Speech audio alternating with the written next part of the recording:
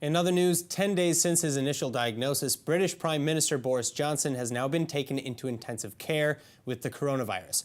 And Foreign Secretary Dominic Raab has now been deputized just in case. So is the UK facing another major crisis? With us on Skype is international affairs commentator Tom Gross. Thank you so much for joining us. Now, what do we currently know about Johnson's condition? Well, there was a press conference at midday British time. He's in intensive care, but he has not got pneumonia. And they say he's breathing with help, but not on a ventilator, which is important because when hopefully he recovers and he has not had to go on a ventilator, he will hopefully recover more easily and more quickly. Do we know how he got the coronavirus, from where and with whom he may have made contact? Well, in Britain, the building's very old. So in Downing Street, where he lives, it's also his office.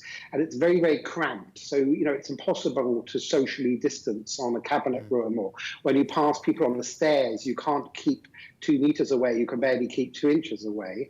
But, Boris was also a bit careless because in the initial days before social distancing about 3 weeks ago, he said it was policy just to hand wash, and he went around shaking people's hands in a coronavirus ward in hospital, saying it would be fine just to wash his hands afterwards, and maybe it was not.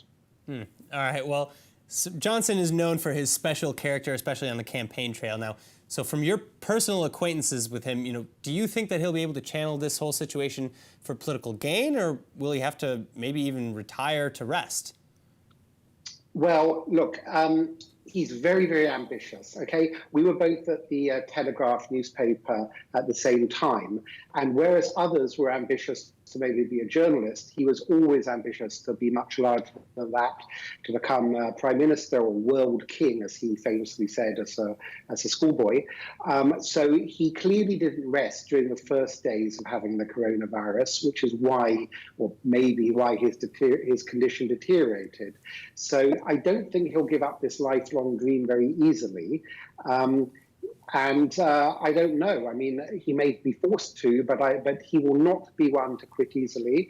And even if he's in his hospital bed, I suspect he's still trying to micromanage, or at least be involved from a distance. But I hope for his sake that he takes a bit of time to rest, to recover. All right. Well, Tom Gross, thank you so much for joining us.